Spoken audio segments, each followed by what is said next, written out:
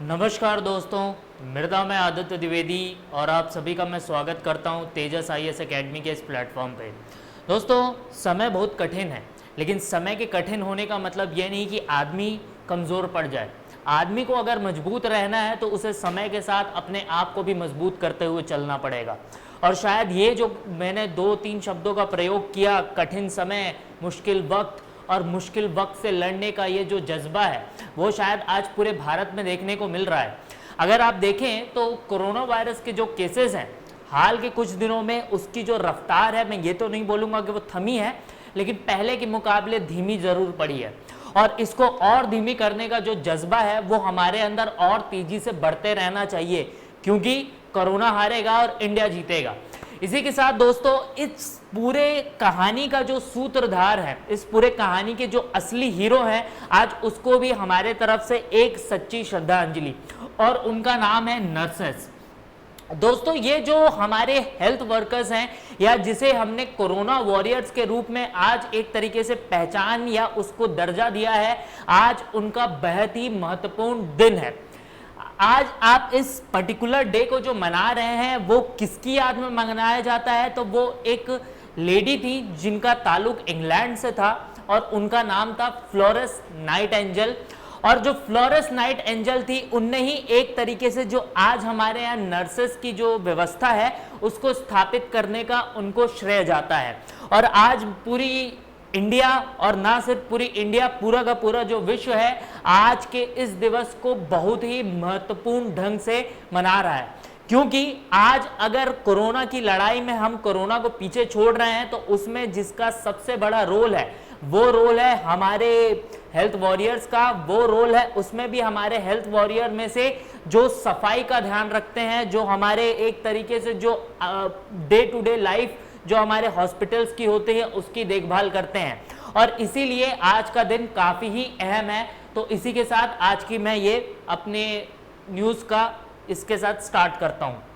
दोस्तों, न्यूज़ के point of view से इस पूरे वीक में अगर आप न्यूज़ देखें तो ज़्यादातर न्यूज़ आपके वैक्सीन के रिलेशन में घूम रही थी।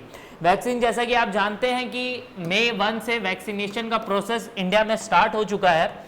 और मई 1 से वैक्सीनेशन का जो प्रोसेस है उसके स्टार्ट होने में जिस प्रकार का इंथुजियाज्म देखने को मिला है वो अपने आप में एक काबिले तारीफ है। लेकिन दिक्कत ये है कि सिर्फ उत्साह से काम नहीं बनता, हमें यहाँ पे कुछ जो ज़रूरी मूलभूत चीज़ें हैं उस उत्साह को बना के रखने के लिए उस पर भी ध्यान देने की ज़रूरत है। और वो क्या है? वैक्सीन की अवेलेबिलिटी।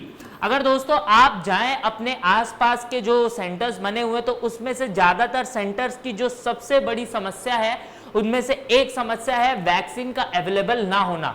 वैक्सीन का अवेलेबल ना होना, उसके पीछे की जो सबसे बड़ी वजह है वो ये है कि इंडिया में जो सेकेंड वेव था उसको किसी भी सरकार के किसी भी डिपार्टमेंट ने गॉज कर पाने में असक्षम रहे हैं।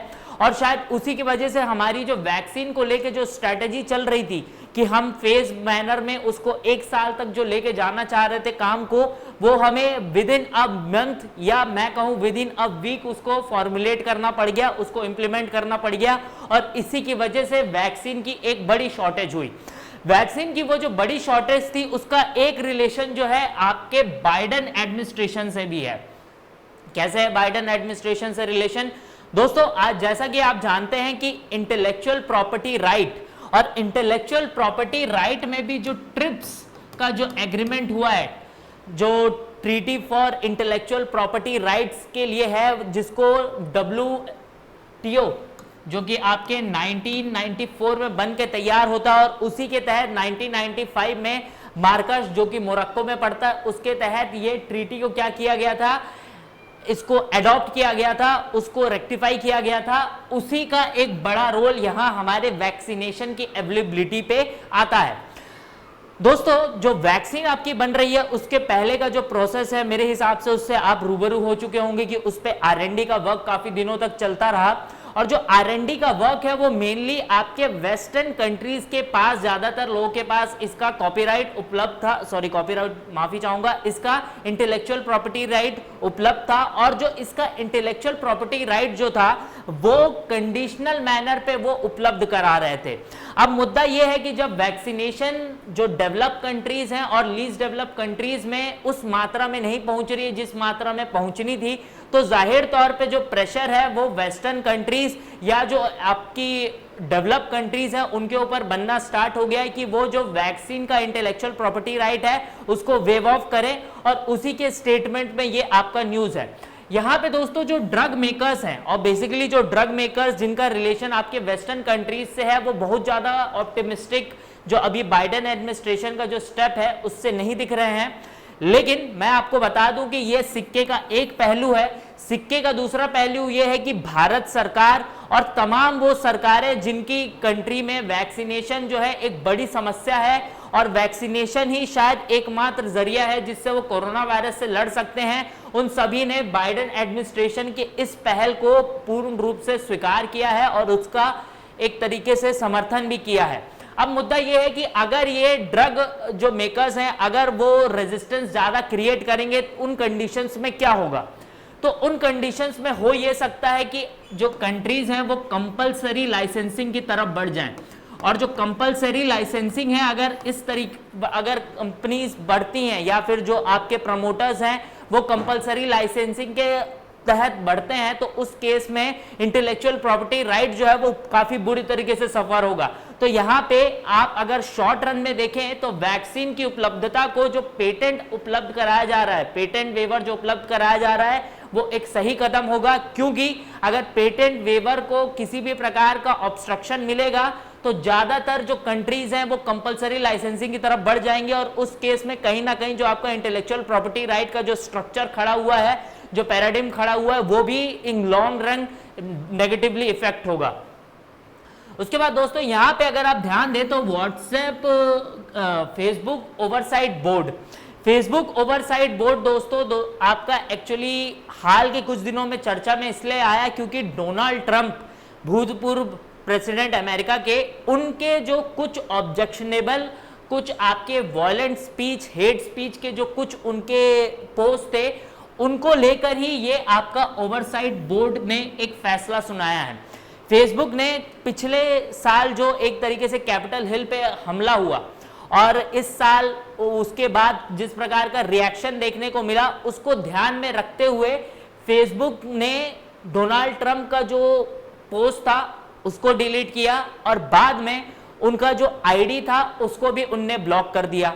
अब मुद्दा यह था कि उनके इस कदम से फेसबुक के पहले पोस्ट को ब्लॉक करने, उसके बाद फिर उसके आईडी को ब्लॉक करने से कई जो इंटेलेक्चुअल प्रॉपर्टी राइट्स के साथ साथ जो आपके फ्रीडम ऑफ स्पीच का जो मामला है वो भी उभर के आना शुरू हो गया।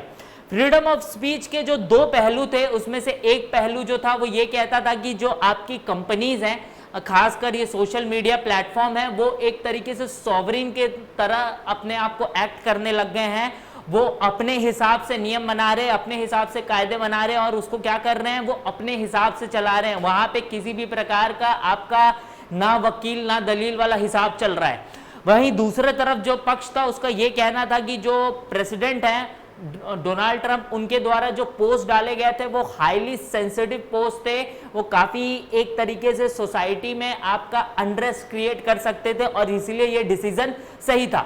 अब ये जो दो अलग अलग आपके पोलराइजिंग व्यू थे उसी को ध्यान में रखते हुए फेसबुक ने एक ओवरसाइट बोर्ड बनाया। ये जो ओवरसाइट बोर्ड है ये बेसिकली 15 लोग के आसपास का ये एक ग्रुप है और ये जो 15 लोग हैं ये काफी ही एमिनेंट लोग हैं जिनका जो ताल्लुक है वो आपके इंटेलेक्चुअल वर्क से आता है। और ये जो इंटेलेक्चुअल वर्क है इसने डिसाइड किया है कि जो फेसबुक का डिसीजन था वो काफी सही था। इसके बाद दोस्तों ये जो खबर है अन्ना मेलाई ट्राइब्स की, ये आप देख सकते हैं कि कई बार जो दुनिया में हो रहा हो वो जरूरी नहीं कि वो हर किसी की दुनिया में हो रहा हो। अब मैंने ये जो आपके सामने पहेली बुझाई उसका क्या मतलब था, मेरा मतलब ये था कि जो इंडिया या फिर अक्रॉस द वर्ल्ड में जो चीजें चल रही हैं वो कई बार जो कुछ ग्रुप्स हैं या जो कुछ रिमोट एरिया में रहने वाले लोग हैं उनके लिए वो उतनी बड़ी सच्चाई नहीं होती है जितना बाकी इंटरकनेक्टेड वर्ल्ड में रहने वाले लोगों के लिए होती है। यहाँ पे इसी का एग्जाम्पल है कि जब कोरोना अपने सेकेंड वेव पे है, वो करीब करीब हमारे इस इंसानी दुनिया में 1.5 साल के ऊपर वक्त से रह रहा है और एक भारी त्रासदी मचा चुका है। इसके बावजूद भी जो हमारे अन्ना मेलाई के जो ट्राइब्स है उन तक ये खबर नहीं पहुंच पाई है, उन तक अभी तक कोरोना वायरस को लेके जो प्रॉपर अवेयरनेस होनी चाहिए वो नहीं पहुंच पाई है। इवन दो वहां पे जो कुछ लोग जिनका एक तरीके से शहर से आना जाना है, जो एक तरीके से आपके जंगली इलाकों से कुछ सामान लेके आपके शहरी इलाकों में बेचने जाते हैं, इन्हें ही थोड़ा बहुत कोरोना वायरस के बारे में पता है। अदरवाइज जो वहां पे मेजॉरिटी ऑफ द पीपल हैं उनको इसके बारे में खोज खबर नहीं है। अब ये क्यों मैंने इस न्यूज को उठाया, क्योंकि दोस्तों ये न्यूज सीधा सीधा आपके एथिक्स के पेपर से रिलेट हो सकता है। हमारे भारत सरकार की या केंद्र सरकार हो या फिर हमारे कोई भी राज्य सरकारें हों, उनके साथ जो सबसे बड़ी समस्या रही है वो समस्या ये रही है कि वो अपने प्रमोशन में, वो अपने एक तरीके से एडवर्टाइजमेंट में अरबों अरबों खर्च करते हैं, लेकिन इंस्पाइट ऑफ दैट जो असली अवेयरनेस है वो टारगेटेड ऑडियंस तक नहीं पहुंच पाती है। वो नहीं पहुंच पाती है तो यहाँ पे हमें किन माध्यमों का इस्तेमाल करना चाहिए, शायद हमें इस केस स्टडी से समझ आए, इसलिए मैंने ये पर्टिकुलर केस स्टडी आपके सामने प्रेजेंट किया। इसके बाद दोस्तों यहाँ पे सेबी 2 महत्वपूर्ण एक डिसीजन की वजह से इस बार हमारे यूपीएससी के न्यूज में है। पहली न्यूज जो है जिसको लेके काफी ज्यादा एक तरीके से शोर शराबा भी हुआ कुछ दिनों पहले, वो था आपका सोशल ब्रोशर। मतलब जो आपकी सेबी है वो आपके जो जितने भी एनजीओज हैं जो आपके सोशल वर्क्स करते हैं, अब चूंकि एनजीओ ज़्यादातर डिपेंडेंट किस पे रहते हैं, वो ज़्यादातर आपके फंडिंग पे डिपेंडेंट रहते हैं, या उन एनजीओ जिनका वास्ता आपके सरकारी दफ्तरों से होता है, वहाँ पे उन मतलब आपके सरकारी काम करके उनका गुजारा होता है। तो फंडिंग एक बड़ी समस्या आपकी एनजीओज की रही है। एनजीओज के इसी फंडिंग की समस्या को हटाने के लिए सेबी ने आपका सोशल एंटरप्राइज इंडेक्स की एक घोषणा की है। अब ये सोशल इंटरप्राइज इंडेक्स क्या करेगा? सोशल इंटरप्राइज इंडेक्स बिल्कुल वैसे ही काम करेगा जैसे आपका बीएसई करता है, जैसे आपका बॉम्बे स्टॉक एक्सचेंज करता है या आपका सेंसेक्स करता है। यहाँ पे कुछ आपके निम्नलिखित एनजीओज या कुछ ऐसी आपके ट्रस्ट शामिल होंगे जो कि आपके वेरियस जो हमारे ह्यूमैनिटीज के प्रोफेशंस हैं, वेरियस आपके आरएनडी का है जिसका सीधा सीधा रिलेशन नॉन प्रॉफिट फंक्शन से है, वो अपने आप को इनलिस्ट कराएंगी। और जैसे आपका शेयर रिलायंस का मिलता है, जैसे आपका शेयर टीसीएस का मिलता है, ठीक उसी प्रकार से ये भी अपने शेयर्स को क्या करेंगे, मार्केट में उपलब्ध कराएंगे। लेकिन इनका कंडीशन ये रहेगा कि यहाँ से जो भी वो पैसे या जो भी इनको इनकम होगी वो उसका शुद्ध रूप से जो इस्तेमाल करेंगे वो नॉन प्रॉफिट पर्पसेस के लिए करेंगे, वो किसी भी प्रकार के आपके प्रॉफिटरिंग का मामला नहीं बनेगा। और सेबी ने यहीं पे पॉलिटिकल पार्टीज, रिलीजियस या ट्रेड बॉडीज को सोशल ब्रोशर यानी जो सोशल इंटरप्राइज इंडेक्स है उसमें शामिल ना होने की एक पेशकश रखी है, क्योंकि उसका मानना है कि अगर ये पार्टियां उधर इन्वॉल्व होती हैं तो चूंकि ये काफी इन्फ्लुएंशियल पार्टीज हैं और कहीं ना कहीं जो स्पिरिट है, जो इथॉस है यहाँ पे आपका सोशल इंटरप्राइज इंडेक्स लाने का, ये उसको पूरी तरीके से डिसमेंटल कर देंगी। और इसीलिए सेबी ने ये डिसीजन लिया है। सेबी का दोस्तों जो दूसरा फैसला है वो फैसला आपका किससे जुड़ा हुआ है? वो फैसला टर्मिनोलॉजी से जुड़ा हुआ है। आप कई बार सुनेंगे कि प्रमोटर नाम का शब्द आपको कई बार कई कंपनी के रेस्पेक्ट में सुनने को मिलेगा। ज्यादातर ये जो प्रमोटर नाम का जो शब्द है ये बेसिकली आपको बैंक्स के रेस्पेक्ट में सुनने को मिलेगा।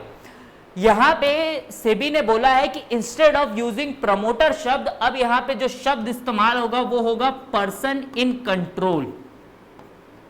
क्या वजह है टर्मिनोलॉजी को चेंज करने की? पहली वजह यह है कि जो प्रमोटर शब्द है वो बेसिकली एक इल्यूजन क्रिएट कर रहा है। इल्यूजन ये क्रिएट कर रहा है कि जो प्रमोटर शब्द है वो एक तरीके से क्या क्रिएट कर रहा है, यहाँ पे गुडविल की भावना क्रिएट कर रहा है, लेकिन ऑन द कॉन्ट्रेरी जो इसका एक्चुअल फंक्शनिंग है उसमें आपका मेनली जो पार्टी जो व्यक्ति प्रमोटर की भूमिका में होता है वो बेसिकली कंट्रोल कर रहा होता है चीजों को, एक तरीके से कमांडिंग पोजीशन में होता है, जबकि जो प्रमोटर शब्द है वो एक तरीके से आपका किस फॉर्म का शब्द है, किस सेंस का शब्द है, वो बेसिकली आपके गार्जियन शब्द का शब्द है, जबकि जो इसका एक्चुअल फंक्शनिंग है वो कंट्रोलिंग का है।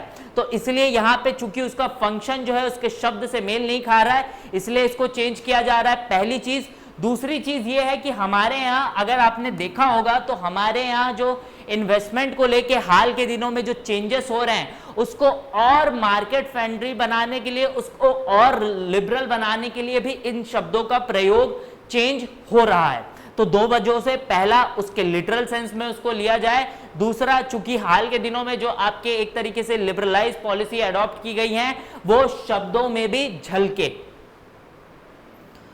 इसके बाद दोस्तों यहां पे कुछ चर्चा कोरोना वायरस के रेस्पेक्ट में हो जाए। कोरोना वायरस के रेस्पेक्ट में दोस्तों जो सबसे अच्छी खबर है वो ये है कि 533 डिस्ट्रिक्ट्स जो हैं वो आपके अभी 10% के आसपास पॉजिटिविटी रेट को रजिस्टर करा रहे हैं। लेकिन मैंने चूंकि बोला ये अच्छी खबर इसलिए क्योंकि इसमें से 180 डिस्ट्रिक्ट ऐसे हैं जहां पे पिछले एक हफ्ते में एक भी केस आपके रजिस्टर नहीं हुए। मतलब 533 डिस्ट्रिक्ट वो जहां पे 10% या उससे ऊपर के केस रजिस्टर्ड हो रहे हैं, और 180 डिस्ट्रिक्ट वो जहां पे आपके पिछले एक हफ्ते में एक भी केसेस रजिस्टर नहीं हुए हैं। यहां पे दोस्तों अगर आप देखेंगे इसकी जो हेडलाइन थी वो ये थी कि 15 स्टेट ऐसे हैं जहां पे पॉजिटिविटी रेट 21% के ऊपर है।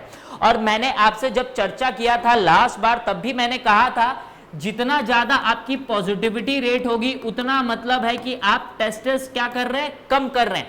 जितना आप कम टेस्ट करेंगे मतलब यह है कि उतना ज्यादा आपके यहाँ क्या है, डेथ रेट बढ़ने की संभावना है। और जितना ज्यादा डेथ रेट बढ़ेगा मतलब यह है कि आपके यहाँ कोरोना के जो केसेस हैं वो हैंडल नहीं हो रहे हैं, वो आपके कंट्रोल में नहीं है। तो ज्यादा टेस्ट, जितना ज्यादा टेस्ट होगा उतना ज्यादा आपको अवेयरनेस पता चलेगी लोगों के बीच में भी, और साथ में जो आपके केसेस इधर उधर हैं उसके बारे में ट्रेसिंग भी हो पाएगी, और फिर इसी के तहत आप क्या कर पाएंगे, कोरोना को फाइट दे पाएंगे। और इसी पे आईसीएमआर ने अब एक तरीके से इंट्रोडक्शनरी नोट दिया है सभी को, सभी स्टेट्स को, जहां जहां आपके 20% या 10% के ऊपर जो डिस्ट्रिक्ट हैं और 20% के ऊपर जो स्टेट जहां पे पॉजिटिविटी रेट है कि वो अपने केसेस को बढ़ाएं, वो अपने जो एक तरीके से जो टेस्ट कर रहे हैं उसको बढ़ाएं। केसेस को भी इसलिए बढ़ाएं क्योंकि कई बार ये इल्जाम लग रहे हैं कि जो आपकी सरकारें हैं वो एक्चुअल फिगर्स को शो नहीं कर रही हैं। तो जो फिगर्स हैं उसको सही रूप में प्रेजेंट करें, वहां पे केसेस जो हैं उसको एक्चुअल डाटा के रूप में प्रेजेंट किया जाए। ये सिर्फ ना किया जाए कि पड़ोसी राज्य का कम जा रहा है तो काम करता हूं मैं भी जो अपना डाटा है वो एडजस्ट कर देता हूं। यहां पे अगर आप ध्यान दें तो जब पिछले साल जब हमारे यहाँ मैक्सिमम जो केस था वो 98,000 गया था, तब हमारे यहाँ जो टेस्ट हो रहे थे वो करीब करीब 9 लाख की संख्या में हो रहे थे। अब दोस्तों जबकि आंकड़ा हमारे यहाँ 4,12,000 तक गया था, उस दिन अगर आप देखेंगे जाके तो उस दिन जो हमारी टेस्टिंग थी मात्र 17 लाख थी। मतलब यहाँ पे हमारी जो पॉजिटिविटी रेट थी वो पहले के मुकाबला कई गुना जंप मार गई थी। क्यों? क्योंकि हमने उस हिसाब से अपने टेस्टिंग की मात्रा को नहीं बढ़ाया था। यहाँ पे जो कुछ स्टेट जिनके ऊपर आप एक तरीके से देख सकते हैं कि वहां पे केसेस बढ़े हैं, उनमें से गोवा है जहां पे एटलीस्ट 50% से ज्यादा जो आपके टेस्ट हो रहे हैं वो पॉजिटिव निकल रहे हैं। उसके बाद पुडुचेरी, वेस्ट बंगाल, हरियाणा, कर्नाटक, और जो 5 ऐसे राज्य जहां पे आपके जो परसेंटेज हैं, जो पॉजिटिविटी रेट है वो 20% के नीचे है, उसमें आता है असम, बिहार, झारखंड और अरुणाचल। तो देखते हैं इस पे आने वाले दिनों में क्या अपडेट मिलता है। दोस्तों ये जो तस्वीर है ये तस्वीर आपका ऑक्सीजन ऑन व्हील का है, और ऑक्सीजन ऑन व्हील एक तरीके से ये काफी ही अच्छा इनोवेटिव पहल रहेगी आपके बेंगलुरु म्युनिसिपल कॉर्पोरेशन का, कि उनने ये जो आपकी एक बस ली है, एक मेटाडोर है जिसमें करीब 6 व्यक्तियों के आसपास की कैपेसिटी है, जिनको क्या किया जाएगा, आपका ऑक्सीजन की फैसिलिटी प्रोवाइड की जाएगी। और ऐसा माना जा रहा है कि आने वाले दिनों में इसकी जो संख्या है, ऑक्सीजन ऑन व्हील की संख्या करीब करीब 200 के आसपास आपके अलग अलग इलाकों में घूमेगी। इसका फायदा क्या होगा? पहला फायदा यह होगा कि दोस्तों जो कंजेशन है, जो आपका एक तरीके से ओवरबर्डन है आपके मेडिकल फैसिलिटीज पे, उस पर राहत मिलेगी, पहली चीज। दूसरी चीज होगी कि चूंकि ये मोबाइल है, मोबिलिटी है, तो ये उन दूर दराज इलाकों पे भी पहुंच पाएगी जहां पे एक तरीके से पहले वहां के लोगों के बारे में उतनी अवेयरनेस या उन तक उतनी मेडिकल फैसिलिटीज की रीच नहीं होती थी। ये दो चीजें। तीसरी चीज ये हो पाएगी कि चूंकि ये मोबाइल है और संख्या इसके आने वाले दिनों में बढ़ेगी, तो कहीं ना कहीं अगर ये मॉडल सफल होता है, जिसके चांसेस ज्यादा हैं, तो फिर ये अन्य जो आपके राज्य है, अन्य जो मेजर शहर है जिनकी संख्या 1 मिलियन के ऊपर है, वहां पे भी इसको क्या किया जाएगा? रेप्लिकेट किया जाएगा, वहां पे भी फॉलो किया जाएगा। तो एक तरीके से ये एक आपका ऐसा स्टेप है जिसके 3 सीधे सीधे फायदे नजर आ रहे हैं। दोस्तों यहां पे ये जो डाटा है अगेन आपके किससे रिलेटेड है? ये डाटा गवर्नमेंट के ऑक्सीजन अवेलेबिलिटी से रिलेटेड है। अभी दोस्तों इंडिया में करीब 37 लाख के आसपास आपके जो आंकड़े हैं, जो कि करंटली एक्टिव कोविड केसेस के हैं, इस 37 लाख में जो लास्ट डाटा था उसके हिसाब से 9 लाख लोग ऐसे थे जो कि आपके ऑक्सीजन के सपोर्ट पे थे। तो 9 लाख लोगों को ऑक्सीजन मिल रहा था, और उस 9 लाख लोग में भी करीब 4 लाख लोग ऐसे थे जो कि आपके आईसीयू में भर्ती हैं। मतलब आप इन आंकड़ों से अंदाजा लगा सकते हैं कि कितनी भारी मात्रा में हमारे मेडिकल फैसिलिटी, जो हमारे मेडिकल पर्सनल्स हैं, उनके ऊपर लोड है। और इसमें भी करीब 1.3 लाख लोग ऐसे थे जो सीधे सीधे आपके वेंटिलेटर के सपोर्ट पे हैं। मतलब दोस्तों जो सिचुएशन है वो काफी ही ज्यादा क्रूशियल है, और यहीं पे जो क्रूशुअलिटी है वो डिपेंड करती है इस डाटा के बेसिस पे भी, क्योंकि इसमें से ज्यादातर लोग जो आपके 9 लाख के आसपास हैं वो किस से बिलोंग कर रहे हैं? वो आपके इन राज्यों से बिलोंग कर रहे हैं, जो कि महाराष्ट्र से, जो कर्नाटक से है, जो कि केरला से है, यूपी से है, राजस्थान से है। और दोस्तों यहाँ पे अकॉर्डिंग टू डाटा, जो कि गवर्नमेंट का डाटा है, कि एक्टिव केसेस यहाँ पे ज्यादा होने के बावजूद, डिमांड ज्यादा हो जाने के बावजूद भी इनको उस प्रकार से क्या नहीं मिल पा रही है, जो एलोकेशन ऑफ ऑक्सीजन है वो नहीं मिल पा रही है। अगर आप यहाँ पे देखें तो इनकी जो डिमांड्स हैं, उन डिमांड्स में कोई बहुत ज्यादा आपको मूलचूल परिवर्तन देखने को नहीं मिलेगा, एक्सेप्ट किसके? केरला के। और केरला में इसलिए क्योंकि हाल का जो 1 हफ्ता था वहां पे जो केसेस थे, हाल के 2 हफ्ते में एकदम बूम किए, रॉकेट की तरह वहां पे केसेस निकले। तो इस वजह से केरला को छोड़ के बाकी जितने आपके राज्य हैं जहां पे सबसे ज्यादा मात्रा में एक्टिव केसेस हैं और जहां पे सबसे ज्यादा मात्रा में आपके ऑक्सीजन सिलेंडर की मांग है, वो वहां पे आपके ऑक्सीजन का क्या नहीं हो पा रहा है, उस प्रकार से पूर्ति नहीं हो पा रही है जिस प्रकार से होनी चाहिए। अब इसके पीछे की क्या वजह हो सकती है? इसके पीछे की 2-3 बड़ी वजह है। सबसे बड़ी वजह जो है वो दोस्तों अगेन लॉजिस्टिक का मामला है, लेकिन लॉजिस्टिक के मामला के अलावा यहाँ पे जो आपका सेंटर स्टेट रिलेशन है वो भी एक इंपॉर्टेंट फैक्टर प्ले कर रहा है। और यहाँ पे जो स्टेट वर्सेस स्टेट का जो आपका डायनेमिक है ये भी काफी इंपॉर्टेंट रोल प्ले कर रहा है। आप देखेंगे कि हर दिन दिल्ली के जो सीएम है उनका एक तरीके से इंटरव्यू आपके न्यूज चैनल्स पे ब्रॉडकास्ट किया जाता है।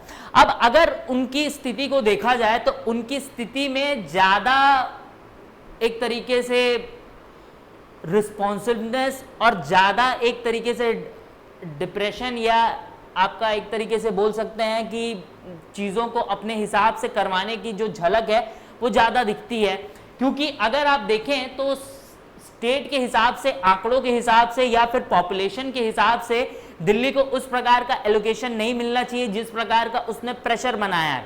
लेकिन इस दौर में ऐसा कुछ कह पाना बिल्कुल ही तर्कसंगत नहीं होगा, क्योंकि आपका अगर देखा जाए तो इंडिया के हर जो स्टेट हैं वो बराबर हैं। यहाँ पे इंडिया का जो हर नागरिक है वो बराबर है, इसीलिए यहाँ पे बहुत एग्जैक्टली तो नहीं कहा जा सकता कि दिल्ली के लोगों को जो ऑक्सीजन चाहिए वो ना दिया जाए, लेकिन बेहतर ये होगा कि जहाँ पे ज्यादा जरूरतें हैं, जहाँ पे ज्यादा एक्टिव केसेस हैं, वहां पे चीजों को डाइवर्ट किया जाए। क्योंकि अगर यहाँ पे ज्यादा फुटेज जिस राज्य को मिल रहा है या ज्यादा आपको कवरेज जिस सीएम को मिल रहा है, अगर उस बेसिस पे अगर आप नेसेसिटी को नापने लग गए, तब हमारे लिए कोरोना को फाइट कर पाना काफी ही मुश्किल केस बन जाएगा। इसके बाद दोस्तों ये जो आपकी पर्टिकुलर स्टडी आई है, अगर इस स्टडी को अगर आप पढ़ेंगे, बेसिकली ये छोटी सी एक रिपोर्ट थी जो कि इंडियन एक्सप्रेस में छपी थी और इसमें प्रणव सेन के कुछ आपके इसमें एक तरीके से आपको कुछ रेफरेंसेस देखने को मिलेंगे और उस रेफरेंसेस में 2 पर्टिकुलर चीज़ों का जिक्र आपको देखने को मिलेगा। मैंने लास्ट क्लास में भी कहा था कि जो रूरल इकोनॉमी जो कि कोविड-1 में एक तरीके से टेफ्लॉन प्रूफ थी, वो कोविड-2 का जो वेव है उसमें बुरी तरीके से इम्पैक्ट हुई है। इवन कोविड के जो केसेस हैं वो कोविड-1 में तो जाहिर तौर पे शहरी इलाकों तक ज़्यादा थे, जो आपके ग्रामीण इलाके थे वहाँ पे केसेस कम निकल रहे थे, लेकिन कोविड-2 में जो केसेस हैं आपके ग्रामीण इलाकों में भी बड़ी मात्रा में निकल रहे हैं। अब चूंकि ग्रामीण इलाकों में बड़ी मात्रा में आपके कोविड के केसेस निकल रहे हैं तो यहाँ की जो इकोनॉमी है जाहिर तौर पे प्रभावित होगी। पहली बड़ी वजह यह है कि उसके प्रभावित होने की कि ज़्यादातर जो आपकी इकोनॉमी जो रूरल एरियाज में डिपेंडेंट है वो वर्क फ्रॉम होम नहीं हो सकती, सीधी सी बात है। वहाँ पे ज़्यादातर जो आपकी इकोनॉमी है वो इंट्रैक्शन बेस्ड है। अब चूंकि इंट्रैक्शन बेस्ड आपके इस कोरोना में हो नहीं सकता क्योंकि वहाँ पे केसेस निकल रहे हैं, उसके अलावा बहुत सारे जो आपके राज्य हैं वो लोकलाइज्ड आपके लॉकडाउन को प्रेफर कर रहे हैं, तो इस वजह से जो इकोनॉमी है एक बेजर वहाँ पे बर्न झेल रही है। इसके बाद दूसरा फैक्टर ये है कि यहाँ पे जो मनरेगा को लेके पहले आपकी एक तरीके से डिमांड थी, वैसी डिमांड अब नहीं आ जा सकती। इसका कारण अगेन ज़्यादा नंबर ऑफ केसेस निकलने की वजह से है। ये इसको आप पढ़िएगा तो इससे म्यूनली तो यही 2 चीज़ें मिलेंगी, लेकिन इससे आपकी एक और समझ जो बनेगी वो ये बनेगी कि कौन सा जो आपका स्टैटिस्टिशियन है किस पर्टिकुलर टॉपिक या किस पर्टिकुलर पॉइंट को प्रेस करता है, और उससे आपको ये अंदाज़ा मिलेगा कि कैसे हमें जो एक पर्टिकुलर इशू है उसको कितने अलग अलग भागों में देखना चाहिए, उसको कितने अलग अलग तरीके से परखना चाहिए।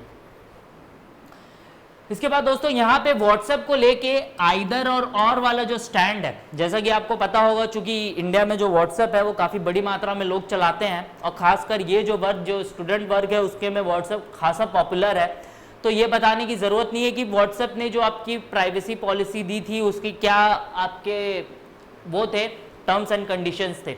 उस टर्म्स एंड कंडीशन का जो बीच में एक तरीके से ब्लैकलिस्ट था, उसकी वजह से उनने अपने जो टर्म्स एंड कंडीशंस थे उसको 15 मई तक टाल दिया था कि 15 मई तक हम इसको क्या नहीं करेंगे, इम्प्लीमेंट नहीं करेंगे। लेकिन अगर आप हाल के दिनों में वापस से व्हाट्सएप को खेले तो वो जो प्राइवेसी उनकी जो पॉलिसी है वापस से रिन्यू होकर आई है, और जो ये वापस से रिन्यू होकर आई है तो उसमें अगेन क्या है, गवर्नमेंट ऑफ इंडिया और जो अदर आपके जो राइट टू प्राइवेसी के जो एक तरीके से एनजीओज हैं या फिर जो आपके एक्टिविस्ट हैं वो वापस से वोकल हो गए। और इसके वोकल होने की राइटली जो वजह यह है कि इनने अपना जो प्लेटफॉर्म बनाया है उस प्लेटफॉर्म के तहत वो क्या करेंगे, आपका जो व्हाट्सएप का डाटा है उसको किसके साथ शेयर किया जाएगा, फेसबुक के साथ शेयर किया जाएगा। लेकिन हाँ, इसमें यह ध्यान रखा जा रहा है कि आपकी जो इंडिविजुअलिटी है, आपकी जो एक तरीके से प्राइवेसी है उसको मेंटेन रखा जाए। लेकिन इंस्पाइट ऑफ दैट कई जो एक्टिविस्ट हैं वो इसको बोल रहे हैं कि ये उतना आसान नहीं होगा जितने आसानी से ये व्हाट्सएप वाले इसको क्लेम कर रहे हैं। इसी पर्टिकुलर आपके प्रपोजल पे जर्मनी ने आपका ये जो बैन है जो जिसमें व्हाट्सएप यूजर्स के डाटा को प्रोसेस करना था उस पर बैन लगा दिया, और ये सेम कंडीशन है जो पॉलिसी को लेकर मैं चर्चा कर रहा हूं। तो जर्मनी ने सेम पॉलिसी के ऊपर बैन लगा दिया है। इंडिया में उस पर एक तरीके से आपका चर्चाएं चल रही हैं, देखते हैं आने वाले समय में क्या निकलता है। इसके बाद दोस्तों यहाँ पे यूएन ने इंडिया के लिए 10.1% का ग्रोथ 2022 के लिए प्रिडिक्ट किया है, और 2021 को वो हाईली फ्रेजाइल मान रहे हैं, और राइटली सो वो हाईली फ्रेजाइल मान रहे हैं क्योंकि अभी जो सेकेंड वेव है वो काफ़ी अपने तेज़ रफ्तार पे है, और यहाँ पे बता पाना काफ़ी मुश्किल है कि जो पीक है वो अचीव हो जाने की तो एक तरीके से अनुमान है कि वो मई में हो जाएगा, लेकिन उसके बाद भी जो स्थितियां हैं वो किस तरीके से नॉर्मलाइज होंगी। हो सकता है जो हमारा पीक है वो 3 लाख का, 3.5 लाख का, 4 लाख का, 4.5 लाख का वो तो अचीव कर ले, लेकिन जो केसेस हैं उसके बाद किस रफ्तार से आपके डाउन होंगे वो बता पाने किसी के पास भी क्षमता नहीं है। ऊपर से दूसरी चीज़ ये है कि चूंकि आपके लोकलाइज लॉकडाउन लगे हैं तो हो सकता है वो जो लोकलाइज लॉकडाउन हो वो एरिया टू एरिया वेरी करे और उस हिसाब से इकोनॉमी आपकी ना खुले जिस हिसाब से एक्सपेक्ट किया जा रहा था। तो इन वजहों को ध्यान में रखते हुए यहाँ पे यूएन ने 2021 को फ्रेजाइल माना है। इसके बाद दोस्तों यहाँ पे बांग्लादेश और चाइना हाल के दिनों में काफी अच्छा रैपॉर्ट एंजॉय कर रहे हैं और बांग्लादेश और चाइना के बीच कई ऐसे important economic ties, military ties और आपके डिप्लोमेटिक टाइज चल रहे हैं जो हाल के कुछ दिनों में मजबूत हुए हैं। लेकिन उस टाइम में एक नया ट्विस्ट आया है और वो नया ट्विस्ट ये है कि बांग्लादेश हाल के कुछ दिनों में क्वाड को ज्वाइन करने की योजना बना रहा है और जब से ये खबर चाइना को लगी है तब से कहीं ना कहीं उनके जो रिश्ते जो कि हाल के कुछ सालों में काफी अच्छे हुए हैं वो गड़बड़ाना शुरू हो रहे हैं। और यहाँ पे एक तरीके का वही वार्निंग जो कि चाइना यूजुअली अपने डिप्लोमेटिक टैक्टिक्स में इस्तेमाल करता है उसने बांग्लादेश के एनवॉय को दिया है। आने वाले वक्त में देखते हैं कि इसमें जो एक्सपर्ट्स हैं वो किस तरीके से इस सिचुएशन को गॉज करते हैं और इस हिसाब से मैं चीजें आपके सामने अनफोल्ड करूंगा। इसके बाद दोस्तों ये जेरूसलम एक ऐसा पवित्र स्थान जो कि हमेशा कंट्रोवर्सी से घिरा रहता है, वो अगेन आपके कंट्रोवर्सी में घिरा हुआ है। इसके पीछे की वजह है कि जो आपका जेरूसलम के आसपास का ये जो इलाका है जो कि 35 एकड़ के आसपास है, उस इलाके से करीब करीब 3 किलोमीटर दूर वेस्ट में एक आपका इलाका है शरफ मजर करके। उस वजह से आपका अगेन जो पैलेस्तीन और इजराइल के जो रिश्ते हैं वो वापस से उसमें एक वॉयलेंट टर्न आ चुका है। आप इस जगह को देखिए तो ये दोस्तों ये इजराइल का बॉर्डर है और इस इजराइल के बॉर्डर में आपको ये जो रफ बॉर्डर, जो लाइट कलर का जो बॉर्डर जो मैंने अपने पेन से बनाया है, ये आपका पैलेस्तीन का इलाका है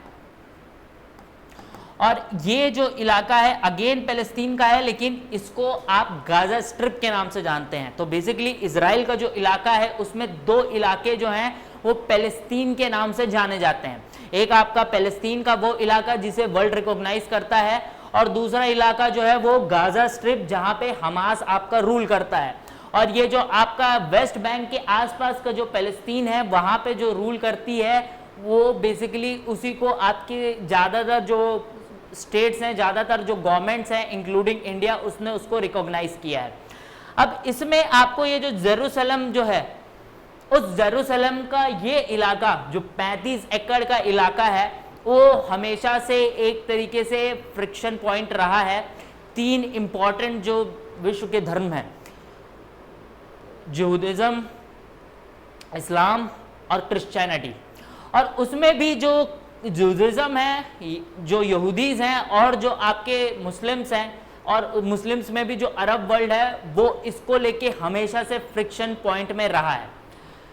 दोस्तों 1917 में जब पहली बार ये प्रपोजल आया कि जो पैलेस्तीन उस वक्त का था वहां पे इजराइल को फॉर्म किया जाएगा, उस समय से ही जो अरब्स और जो यहूदीज हैं उनके बीच एक तरीके से टेंशन का माहौल क्रिएट हो गया था। 1917 में जब ये आपका डिक्लेयर किया गया था तो उस वक्त जो आज आप इलाका देख रहे हैं इजराइल का वो पहले पैलेस्तीन के नाम से जाना जाता था और वो उस वक्त ऑटोमन अंपायर के अंडर था।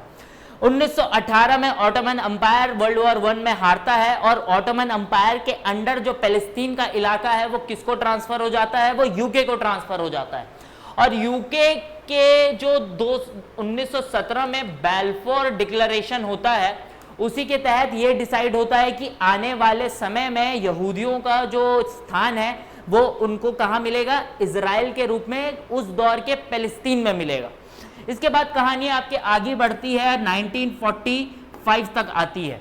इस बीच 1945 के बीच तक 1918 से लेकर 1945 के बीच तक जो यहूदी समाज है, जो यहूदी धर्म के मानने वाले लोग हैं, उनके बहुत बुरी तरीके से प्रोसिक्यूशन होता है, होलोकॉस्ट जैसी उनके साथ घटनाएं होती हैं। और इसके बाद जो 1917 में जो बैल्फोर डिक्लेरेशन हुआ था उसकी मांग और तेज हो जाने लगती है और फाइनली 1945 से लेकर 1948 तक ही वो जो डिमांड है वो अपने एकदम पीक पे रहती है। और फाइनली जो अंग्रेजों ने 1917 में वादा किया था उस वादे को वो 1948 में निभाते हैं। लेकिन जब 1948 में जब वो निभाते हैं तो कहा जाता है कि किसी के लिए सागर तो किसी के लिए एक कहा जाता है कि कई बार सागर में जो लहर उभरती है तो किसी के लिए वो आकर्षण रहता है, किसी के लिए वो खतरा रहता है। तो वो ठीक इसी प्रकार से इजराइल के लिए तो वो एक न्यू डॉन था, लेकिन पैलेस्तीन के लिए वो कहीं ना कहीं ब्लैक डे या डार्क एज के नाम से वो जाना जाता है। क्यों? क्योंकि पैलेस्तीन यहाँ पे दो भागों में विभाजित होता है, लेकिन जैसे ही इसकी शुरुआत होती है 1948 में, विद इन 3 मंथ और 4 मंथ अगेन इजराइल और rest of the Arab countries जो है वो वॉर में घिर जाते हैं।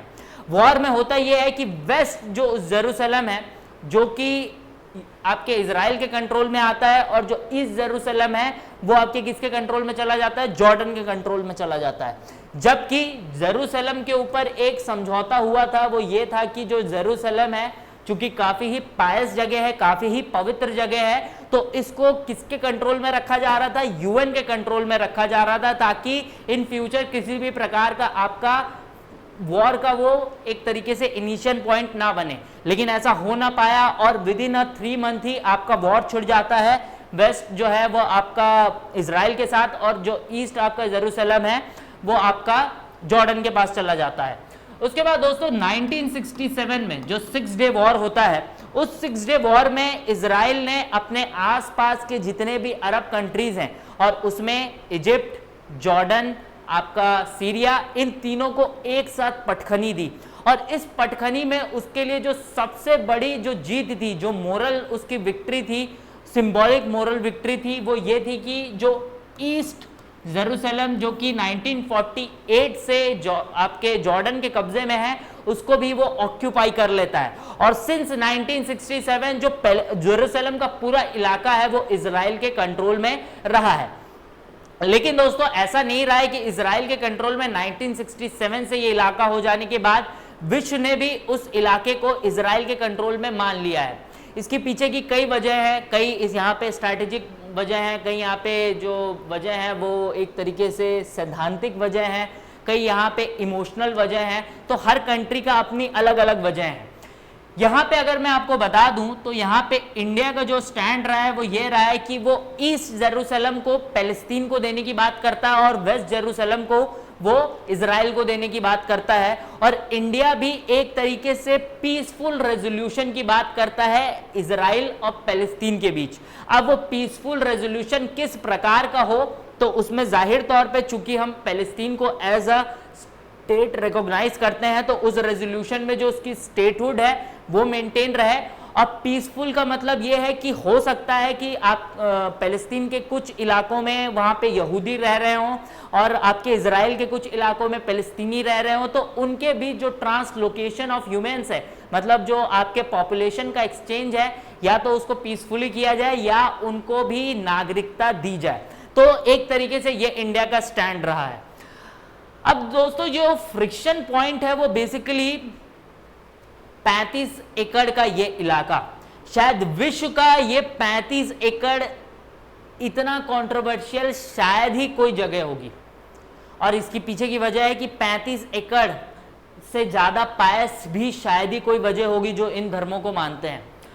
अब इन धर्मों को अगर आपको अच्छे से समझना है कि इनकी स्टोरी क्या रही है, तो उसके लिए मैं रिकमेंड करूंगा कि ललन टॉप का एक वीडियो आया है, उस वीडियो को आप जाके देखिए। उस वीडियो से आपको एक अच्छी अंडरस्टैंडिंग बनेगी। 26-27 मिनट का वो वीडियो है, उससे आपको ये समझ आएगा कि ये जो 35 एकड़ का खेल है वो एक्चुअली है क्या, और क्यों इसको लेके जो आपका जूइश समाज है और साथ में जो मुस्लिम समाज है वो इतना ज्यादा इमोशनल है।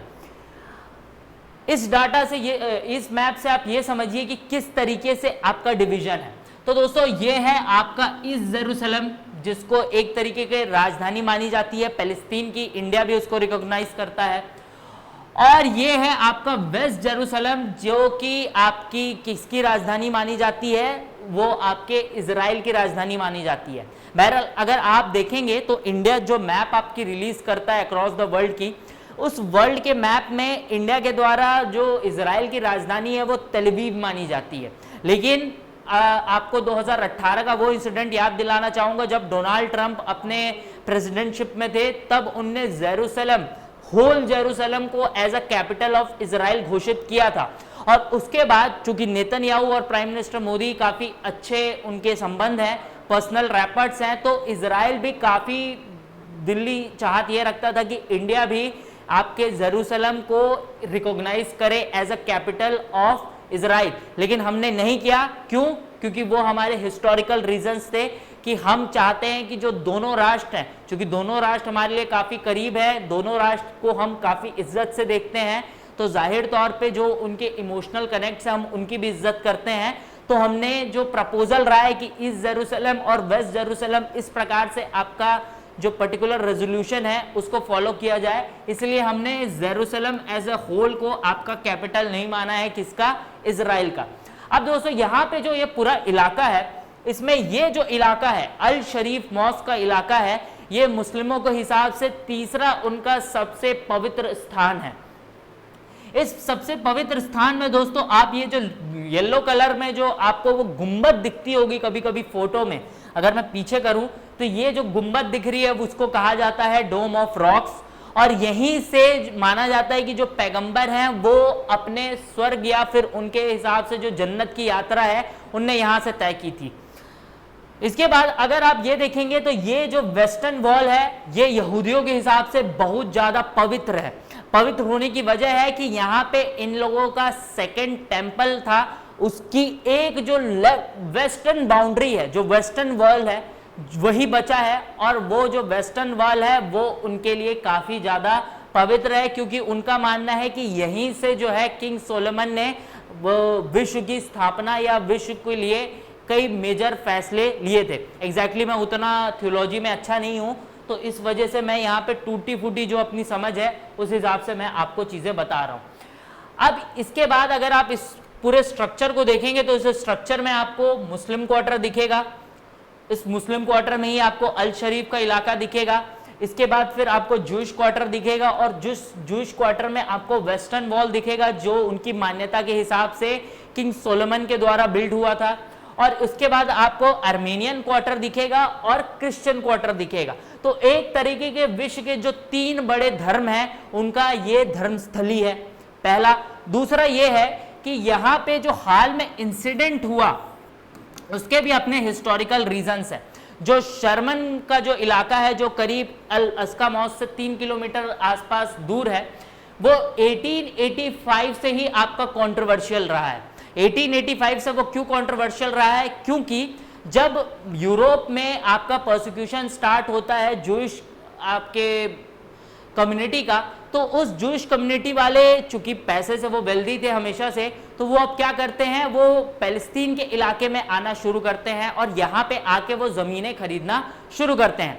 1885 के इलाके से 1885 से लेकर 1940 के आसपास तक काफी बड़ी संख्या में यहाँ पे जूइश कम्युनिटी ने जमीनें खरीदी, और जब जूइश कम्युनिटी ने यहाँ पे जमीनें खरीदी तो बेसिकली ये जो जमीनें थी वो पैलेस्तीन कम्युनिटी की थी, मतलब जो पैलेस्तीन राष्ट्र है उसके इलाके में पड़ रही थी, और यहाँ पे ज्यादातर आपके अरब बहुसंख्यक में थे। जब 1948 में इजराइल की स्थापना होती है तो ये जो इलाका है 1885 में, ये जो आपका शरीफ वाला जो इलाका है वो पैलेस्तीन के कंट्रोल में चला जाता है, और पैलेस्तीन के कंट्रोल में जाने के बावजूद यहाँ पे जिन जूइश कम्युनिटी के लोगों ने जमीनें खरीदी थी वो यहाँ पे क्लेम अपना बरकरार रखते हैं।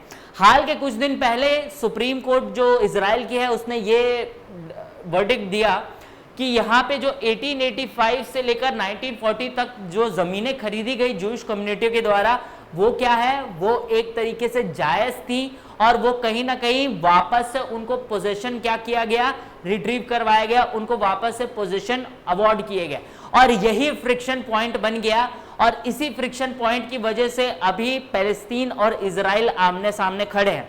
जब आपका ये फ्रिक्शन पॉइंट बना तो उस केस में जो दूसरा कंडीशन है वो भी समझने की जरूरत है कि मामला जब यहाँ पे वर्डिक्ट से शुरू होकर इस इलाके में जाता है जहाँ पे करीब करीब 22,000 के आसपास आपके इजरायली रहते हैं, तो वहां पे पहले मामला थोड़ा गर्माता है, उसके बाद वेस्ट बैंक के उन सारे इलाकों में मामला गर्माना शुरू होता है जहां पे 1973 के बाद से इजराइल ने या फिर अपने जूइश सेटलमेंट स्टैब्लिश किए हैं। वहां पे एक तरीके से आपके रॉकेट या बमबारी होती है और उसके बाद जो इजराइल की जो पुलिस है वो क्या करती है, अलास्का मॉस को एक तरीके से कवर कर लेती है और इसके बाद अभी जो करंट आपकी परिस्थिति है वो उत्पन्न होती है। अब इसमें किसको सही ठहराया जाए, किसको गलत ठहराया जाए, वो उतना आसान नहीं है, लेकिन बेहतर ये है कि ये जो दोनों राष्ट्र हैं इजराइल और पैलेस्तीन वो काफ़ी समय से मुश्किलों का सामना कर रहे हैं। अगर जूश कम्युनिटी को देखा जाए तो वो 2000 साल के आसपास का उसका स्ट्रगल का दौर रहा है, और अगर आप पैलेस्तीन की कम्युनिटी को देखें तो वो भी करीब करीब 75 सालों से मुश्किलों में घिरी हुई है। तो बेहतर का आंकड़ा यही कहता है, बेहतर की समझ यही कहती है कि भाई मामले को सुलटाया जाए, देखते हैं आगे क्या होता है। उसके बाद दोस्तों यहाँ पे आयरलैंड को लेके कुछ दिनों पहले एक एडिटोरियल लिखा गया था। ये एडिटोरियल थोड़ा पुराना है लेकिन ये एडिटोरियल महत्वपूर्ण है, इसलिए मैंने इसको आपके सामने पेश किया है। आयरलैंड जैसा कि आप जानते हैं कि एक काफ़ी ही ऐसा हेडेक जो यूके आज भी कई मायनों में आपका उसको परसिस्ट कर रहा है, उसको हैंडल कर रहा है। और मैंने इसे हेडेक क्यों कहा, अगर इसकी थोड़ी भी जानकारी आपको लेनी है तो आपको सबसे पहले आयरिश रेवोल्यूशन के बारे में जानने की ज़रूरत है। उसके बाद IRNA जो आपके आयरिश रेवोल्यूशनरी जो विंग बनती है, जिससे बाद में हमारी हिंदुस्तान रेवोल्यूशनरी आर्मी इंस्पायर्ड होती है, उसके बारे में रिलेशन जानने की ज़रूरत है। उसके बाद फिर जो आपके एक तरीके से आपका गुड फ्राइडे का जो एग्रीमेंट होता है उसको जानने की आपकी ज़रूरत है। तो ये 2-3 चीज़ें अगर आप जान जाएंगे तो आपको ये समझ आ जाएगा कि आयरलैंड क्यों हमेशा से यूके के लिए या इंग्लैंड के लिए एक सरदर्द बना हुआ है। 1998 में जब आपका गुड फ्राइडे एग्रीमेंट होता है तो उस गुड फ्राइडे एग्रीमेंट में क्या डिसाइड होता है, उस गुड फ्राइडे एग्रीमेंट में ये डिसाइड होता है कि जो आपकी माइनॉरिटीज़ हैं नॉर्दर्न आयरलैंड में, कौन है माइनॉरिटीज़, बेसिकली आपके कैथोलिक्स हैं, और जो आपके मेजॉरिटी हैं प्रोटेस्टेंट। अब ये क्या करेंगे, जो उनकी एक लंबी लड़ाई चल रही थी वो उसको सीज फायर करेंगे और यहां से अब एक नया आपका सिविल क्या स्टार्ट होगा, सिविल गवर्नमेंट का प्रोसेस स्टार्ट होगा। लेकिन ये चीजें 2016 तक ठीक चलती हैं। 2016 में जब वहां पे ब्रेक्सिट का आपका रेफरेंडम कराया जाता है तो वापस से ये फ्रिक्शन उभरना शुरू होता है। क्या है ये फ्रिक्शन, समझिए इसको इस प्रकार कि आयरलैंड जो है वो आपका, अगर आप इस मैप में देख पा रहे होंगे तो ये आयरलैंड का इलाका है।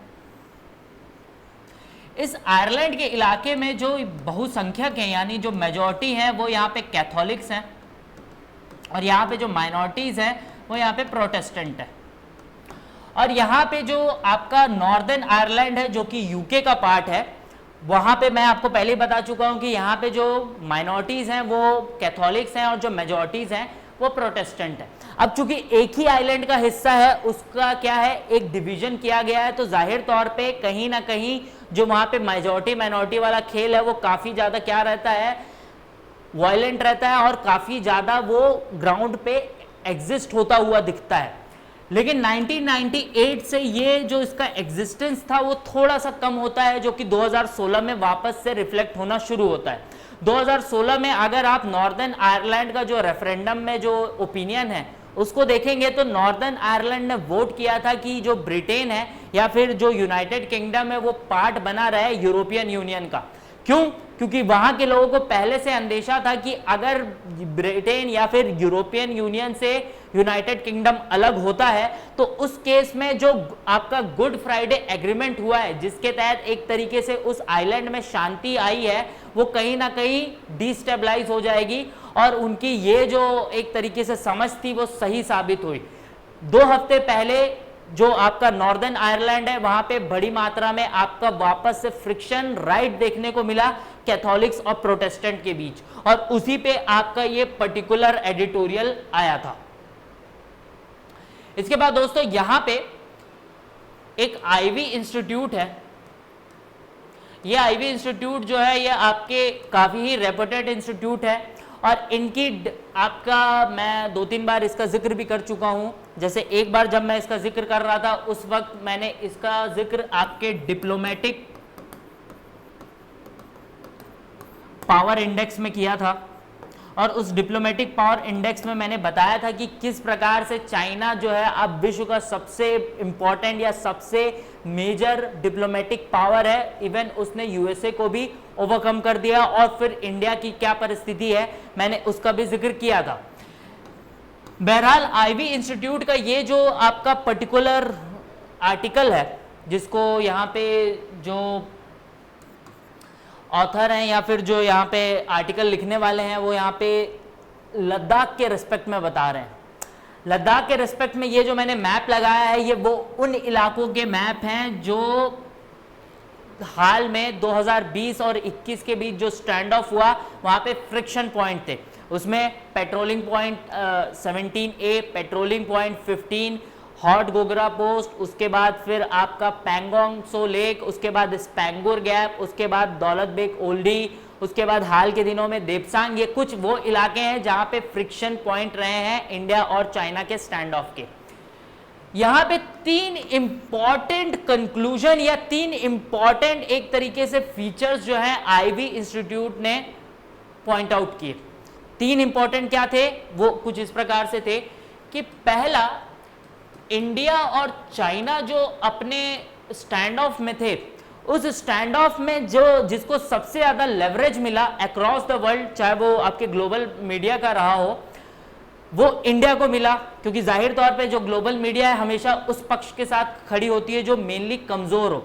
यहाँ पे मैं ये नहीं कह रहा हूं कि इंडिया कमजोर है, लेकिन अगर आप रिलेटिव सेंस में देखेंगे तो China is way greater power than us in terms of military या इन टर्म्स ऑफ इकोनॉमी। तो उस केस में इंडिया को यहाँ पे एक नेचुरल सिंपथाइजर वोट मिला, पहला।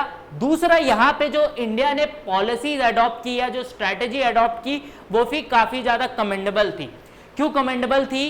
क्योंकि यहाँ पे इंडिया ने इंस्पेक्ट ऑफ की यहाँ पे वो एग्रेसिव नोड अपनाती, वहां पे उसने क्या किया, डिनायल मोड को अपनाया। एग्रेसिव मोड अपनाने का मतलब यह था कि अगर चाइना यहां पे 2 मारता तो हम चढ़ के यहां पे 4 मारते, फिर वो 8 मारता तो हम चढ़ के 16 मारते, फिर वो 16 मारता तो हम 32 मारते। मतलब हम क्या करते हैं यहाँ पे रिटेलिएट करते, 2 का 4, 4 का 8, हम इस खेल में फंस जाते। और जब इस खेल में आदमी फंसता है तो होता क्या है कि एट द एंड जिसके पास सिक्योरिटी है टेक्नोलॉजी की, इकोनॉमी की, मिलिट्री की, उसके लिए एट द एंड जो गेम है वो उसके पक्ष में झुक जाता है। तो इंस्पाइट ऑफ दैट इंडिया ने यहाँ पे डिनायल प्रोसेस को अडॉप्ट किया। यहाँ पे इंडिया ने उन इलाकों को कैप्चर किया जो हिस्टोरिकली 1959 से इंडिया के पास नहीं थे, और इस वजह से जो पूरा का पूरा साइकी है वो आपके जो लोअर हैंड है वो किसका हो गया, चाइना को हो गया। एग्जाम्पल के लिए कि यहाँ पे हमने कैलाश रेंज को कैप्चर किया, लेकिन जब हमसे कैलाश रेंज के बारे में पूछा गया तो हमने किसी भी प्रकार का कोई भी डिक्लेरेशन या किसी भी प्रकार का कोई भी हामी नहीं भरी, चाहे वो इंटरनेशनल मीडिया के सामने हो या डोमेस्टिक मीडिया के सामने हो। और इस कैलाश रेंज ने बाद में हमें क्या प्रोवाइड किया, एक आर्मर प्रोवाइड किया, जिससे हमने उनको सक्सेसफुली पैंगसौ लेक में स्टेटस को एंटी आपका मेंटेन करवाया। तो ये पहला कंडीशन। दूसरा जो है वो आपके पॉलिटिकल सिचुएशन पे है। दोस्तों यहाँ पे जो पॉलिटिकल सिचुएशन है इसको देखते हुए जो आईवी इंस्टीट्यूट है उसका कहना है कि पॉलिटिकल सिचुएशन जो है इंडिया की इनिशियली काफ़ी ज़्यादा वॉलेटाइल थी। कारण ये था कि इंडिया में उस समय कोरोना वायरस भी चल रहा था, और चूंकि पॉलिटिक्स की वजह से यहाँ पे एक तरीके से जो गवर्नमेंट है उसके ऊपर प्रेशर बनना भी शुरू हो चुका था। लेकिन यहाँ पे गवर्नमेंट ने हिट ऑफ द मोमेंट को रिएक्ट ना करने के बजाय यहाँ पे उसने क्या किया, यहाँ पे शालीनता, यहाँ पे एक तरीके से संयम का इस्तेमाल किया, और कहीं ना कहीं वो जो संयम है वो उनके फेवर में काम कर दिया। क्योंकि यहाँ पे जो चाइनीज थे उनके लिए पॉलिटिकल स्टैब्लिशमेंट का साइलेंट रहना या पेशेंट रहना किसी भी तरीके से उनकी जो कैलकुलेशन का पार्ट नहीं था।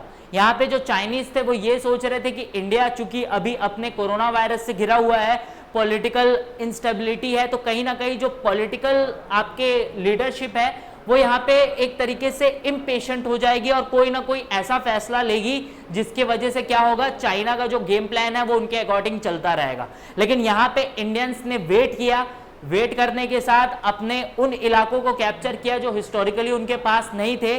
उसके बाद यहाँ पे इंडिया ने जो लीडरशिप है उसने विंटर के आने का वेट किया और विंटर ने एक तरीके से वही कमाल कर दिखाया जो 1942 के वॉर में रशिया के लिए विंटर ने किया था।